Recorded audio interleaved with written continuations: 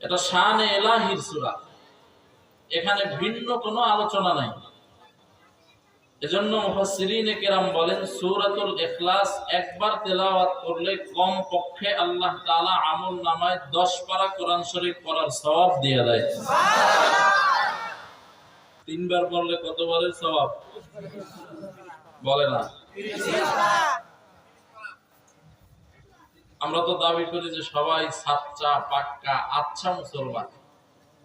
শুধু সাচ্চা আর পাক্কা না, আচ্ছাও বটে। আচ্ছা মানে ভালো, এটা উর্দু শব্দ, আর তিনটাই উর্দু শব্দ।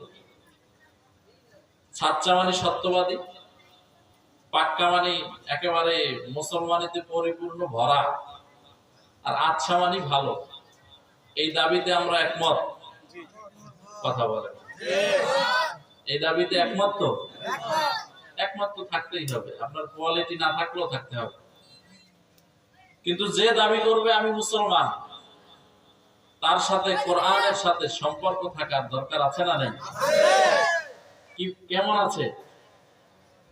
মাছের যেমন পানির প্রয়োজন আছে, পানি ছাড়া মাছ যেমন বাঁচবে না, বাঁচা সম্ভব নয়, ঠিক তেমনি ভাবে একজন মুমিনের কোরআনের সাথে এমন সম্পর্ক থাকা দরকার যে মুমিন যেখানেই থাকে, সকাল বিকাল দুপুর রাত নাই, সব সময় কোরআনকে সে অন্তরে সিনায় ধারণ করবে। কথা বলেন না কেন? আগে এক সময় অবস্থা ছিল এলাকার যে সকালবেলা ঘরের সব ঘুম থেকে জাগতে হবে, কেউ বিছানায় থাকতে পারবে না। নতুন যদি কেউ বিয়ে করে আর কোন মেয়ের বিয়ে হয়, তাহলে শ্বশুর শাশুড়ি এলাকাবাসী দেখতো যে এই বউ সকালবেলা ফজর পড়া কোরআন শরীফ পড়ে কিনা। কথা বলে ঠিক নেই? আর এখনের অবস্থা হলো ফজর তো নাই, ইমাম সাহেব দুই একজন লইয়া, ওই যারা 80-র উপরে বয়স হয়ে গেছে, রিজেক্টেড মাল, এরা ওখানে মসজিদে গিয়ে ঢুকে, কারণ ভয় ঢুকছে যে মরতে হবে, কোন সময় জানি না আজরাইল ধাক্কা দিয়ে কবরে ফালায়া দেয়, এই একটা ভয় অন্তরে ঢুকছে। এই জন্য ঠান্ডা আর গরম নাই, মসজিদে মোটামুটি যায়। আর এলাকার সব দরজাগুলো বন্ধ, লাইট গুলা বন্ধ। কিসের সকাল আর দুপুর? দেখা যায় 10টা 9টা 10:30 ছাড়া দরজা খুলে না, এদের ঘুমও ভাঙ্গে না। আর এই যে ঘুম কাইরা নিছে, এই ঘুম কাইরা নিল মোবাইল। কথা বলেন না কেন? মোবাইল হচ্ছে বেঈমানদের আবিষ্কার, আর মুসলমানদেরকে তাদের ঈমান আমল সব ধ্বংস করার জন্য, মেধা হাত সব দুর্বল করার জন্য এক ভয়ঙ্কর জিনিস আবিষ্কার করে দিয়েছেন, সেটা হলো টাচ মোবাইল। ঠিক কিনা? জোরে আওয়াজ দিয়ে বলেন। আর টাচ মোবাইলের গজবের কারণে পরকীয়া কম না বেশি? খালি আপনারা করেন তা না, আমগো হুজুরের কাছেও টাচ মোবাইলের কারণে পরকীয়ার সবক আসে। হুজুর আপনার বয়ান খুব ভালো লাগে, তো একজন হুজুরে কয় মাশাআল্লাহ, তার একদিন কয় হুজুর কেমন আছেন, কয় আলহামদুলিল্লাহ, আপনি কেমন আছেন, কয় ভালো।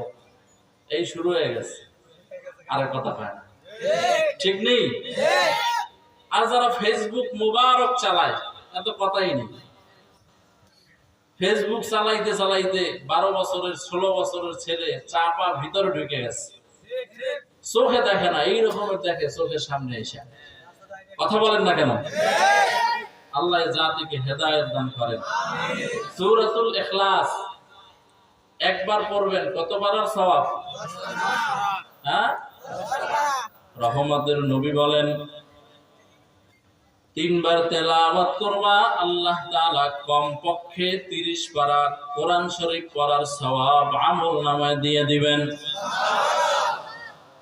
এই মানিকগঞ্জের মুসলমানেরা যারা বলেন কোরআনটা পারি না, এরে যুবক, হায়াতের কত সময় হেলায় আর খেলায় ব্যয় করলা রে বাবা। যদি মসজিদের এক কর্নারে বৈশা তুমি যেখানেই আছো, হাতের ঘর গুনে গুনে বিসমিল্লাহ সহকারে 3 বার সূরাতুল ইখলাস তেলাওয়াত করতা, আমার আল্লাহ তাআলা তুমি 3 বার পড়তে 1 মিনিটও সঠিকভাবে লাগবে না, ধরে নিলাম 1 মিনিট। দৈনিক 1টা মিনিট যদি আল্লাহর রাস্তায় বান্দা তোমার হায়াতের গুরুত্বপূর্ণ সময়টা ব্যয় করো, রহমতের নবী বলেন আমার আল্লাহ তাআলা এই একটা আমলের বিনিময় হতে পারে তোমাকে কিয়ামতের ময়দানে মাফ করে জান্নাত দিয়ে দিতে পারে। لم يلد لم يولد أولئك خالد مولود يورا خالقاس খাকো বাদো আবো আতিশ বন্দান মানে তো জিন্দা হক মুর্দা। রাহমাতুল আলামিন বলেন কেউ যদি সূরাতুল ইখলাসটা 10 বার পড়ে, কয়বার? 10 বার যদি কেউ তেলাওয়াত করে, আমার আল্লাহ তাআলা এই 10 বার যে তেলাওয়াত করলো এর বিনিময়ে ওই বান্দার নামে জান্নাতে একটা রেজিস্ট্রি করা বাড়ি তৈরি করে দিবেন। আরো আস্তে করে বলেন সুবহানাল্লাহ। এই আল্লাহর গোলাম, অপরদার অন্তরালের আম্মা জান, ও মানিকগঞ্জের আম্মা জানেরা, ও যুবকেরা, ও বৃদ্ধ বাবাজিরা, কিশোর ভাইয়েরা, এই সবকটা আজকে থেকে মরণ পর্যন্ত মনে রাখবেন ইনশাআল্লাহ। জোরে বলেন ইনশাআল্লাহ। বললে করার তৌফিক কে দিবেন? রহমতের নবী বলেন 10 বার পড়ো, আমার আল্লাহ তাআলা তোমার নামে জান্নাতে রেজিস্ট্রি করা বাড়ি তৈরি করে দিবেন। সাহাবী বলেন ও রহমতের নবী আমার, আমি যদি 10 বার না পড়া আরো 10 বার বাড়ায় পড়ি, 20 বার, 30 বার, 40 বার, যতই এরকম 10 পড়ি, প্রত্যেক 10 এর বিনিময়ে কি জান্নাতে বাড়ি হবে নাকি? রহমতের নবী বলেন এই সাহাবী, প্রত্যেক 10 বার যতবার বিসমিল্লাহ সহকারে 10 বার করে পড়বা, আমার আল্লাহ তাআলা প্রত্যেক 10 বারের বিনিময় তোমার নামে জান্নাতে রেজিস্ট্রি করা বাড়ি বানায় দিবে। বেহেশত আযা কে আযারে নবাশর কাসে কারে কাসে রাবা নবাশর। এবার বলেন আমাদের হায়াতের কত সময় হেলায় আর খেলায় কাটায় দিলাম, ফেসবুকে কাটায় দিলাম, ঠিক নেই? খেলাধুলায় কাটায় দিলাম, গল্প আর আড্ডার ভিতরে কাটায় দিলাম। ওরে আল্লাহর গোলাম, এই হায়াত তো আল্লাহ তাআলা গল্প গুজবের মধ্যে ফেসবুক চালানোর জন্য দেয় নাই, দিয়েছেন নাকি? আরো জোরে বলেন। আল্লাহর বান্দারা এই হায়াত দিয়েছেন আল কাইয়িসু মান দানা নাফসাহু ওয়া আমিলা লিমা বাদাল মাউত।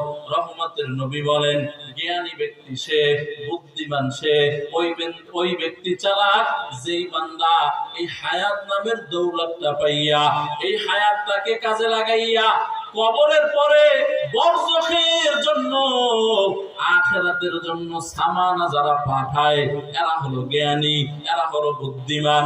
কারণ এই দুনিয়ার হায়াত হলো অল্প আর আখিরাতের হায়াত হলো এত লম্বা, যার শুরু আছে আর কোনোদিন শেষ হবে না।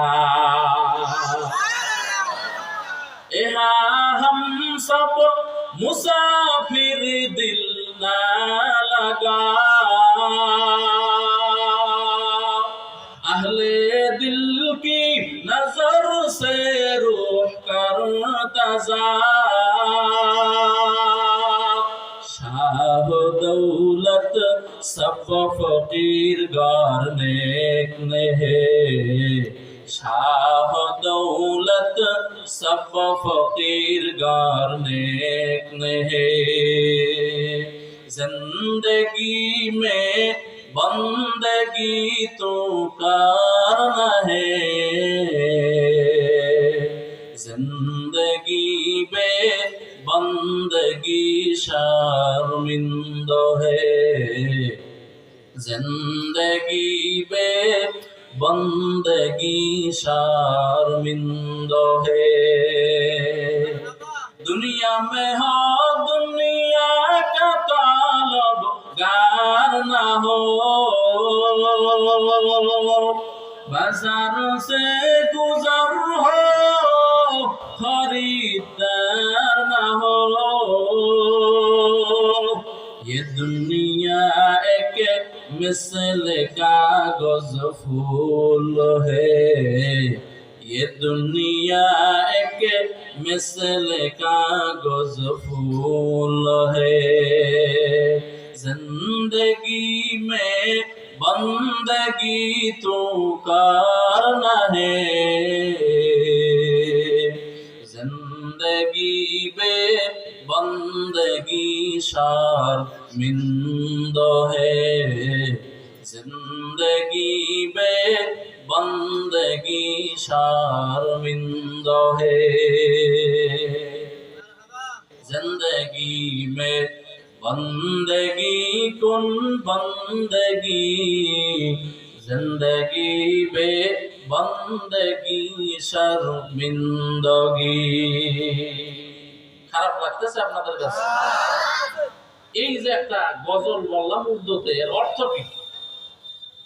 এই মানিকগঞ্জের মুসলমান যুবক, অবৃদ্ধ বাবাজি, হায়াতের সময়টাকে কাজে লাগাও, তাইলে চোখ বন্ধ হলে শান্তি বাবা। কথা বলে চোখ বন্ধ বুঝেননি কি? যেদিন সোজা হয়ে যাবেন, মৃত্যুবরণ করবেন, হায়াতের একটা সময় কাজে লাগাইয়া সূরাতুল ইখলাসের আমলটা করেন। আল্লাহর গোলাম করেন তো সূরাতুল ইখলাসের আমল করব তো ইনশাআল্লাহ। রাহমাতুল লিল আলামিনের কাছে জিবরাইল আসছে, রহমতের নবীর কাছে জিবরাইল আইসা বলেন, ও পয়গম্বর, আপনার অমুক সাহাবী আসতেছেন। নবী কয়, তুমি তো জিবরাইল, মানুষের কেমনে চিনো? তুমি না ফেরেশতা? রহমতের নবী বলেন, এই জিবরাইল বলো, এই সাহাবীরে কেমনে চিনো? জিবরাইল বলেন, আশ্চর্য খবর, এই সাহাবীরে শুধু আমি জিবরাইল চিনি তা না, চারজন মুকাররব মাশহুর ফেরেশতা আছেন, চারজন। কয়জন? এই চারজনে চিনে। সুবহানাল্লাহ। আগামী কালকে পড়িয়েন সুবহানাল্লাহ, পড়লে লাভ না ক্ষতি? হুজুর আসতেছে দলিল দিয়ে বলবে যে সুবহানাল্লাহ বললে কি কি লাভ। আমি একটা শুনাই, একবার সুবহানাল্লাহ বলবেন, বুখারী শরীফের হাদিস, রাসূল আরবি বলেন, তামলাআনে মা বাইনাস সামাওয়াতি ওয়াল আরদ, আসমান আর জমিনের মাঝে যত খালি জায়গা আছে, সমস্ত খালি জায়গা সওয়াবের দ্বারা পরিপূর্ণ হয়ে যাবে। সাহাবী বলেন, রহমতের নবী বলেন, জিবরাইল বলেন, পয়গম্বর, আমি একা চিনি তা না, আসমানের সব ফেরেশতারা এই সাহাবীকে চিনে। বলে, শুধু তাই না, আমার আল্লাহও এই সাহাবীকে চিনে। আমল হলো সূরাতুল ইখলাস।